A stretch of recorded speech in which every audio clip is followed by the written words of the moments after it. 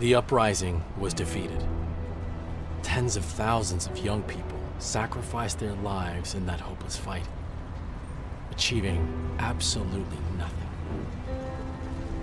At Hitler's personal request, Warsaw was razed to the ground as a warning to other German-occupied countries who thought of resisting the Führer's might.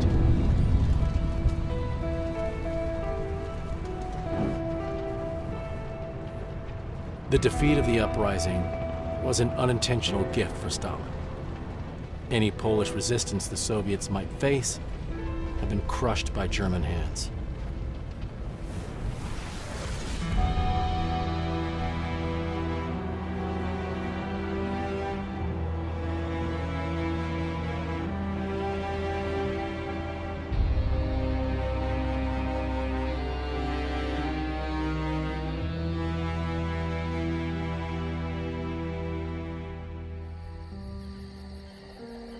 We finally managed to return to occupied Poland.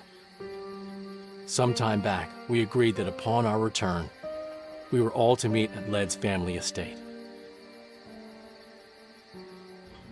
It had been a long time for all of us, and our disagreements didn't matter at this point. Somehow it was good to drown our sorrows together. A moment of peace.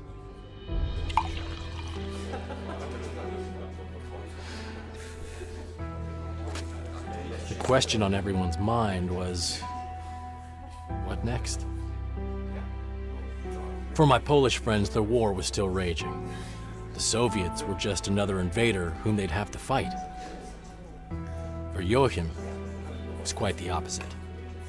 To him, the Soviets were the ones who defeated the oppressors of his kinsmen. Joachim suddenly stood up with a glass of vodka in his hand and made a toast to the so-called Soviet liberation.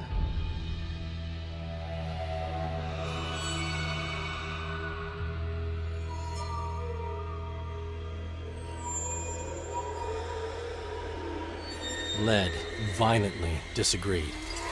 Greta told us that Led's whole family was murdered by Russians.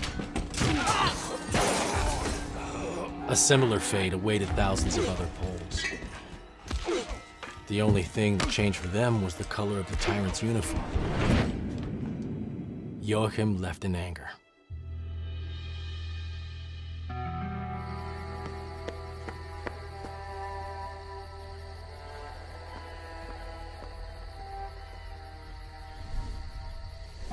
There was too much going on for me that night, so I decided to go for a walk to get some fresh air.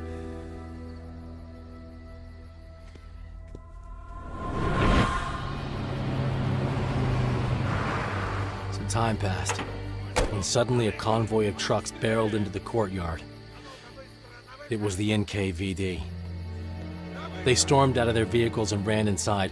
I helplessly watched them take my companions prisoner. How did they find out about us? How did they know we were here? Only we knew about Led's estate. I owed these people so much. I had to find a way to help them, as I knew they would be executed. Just like any Polish partisan captured by the NKVD.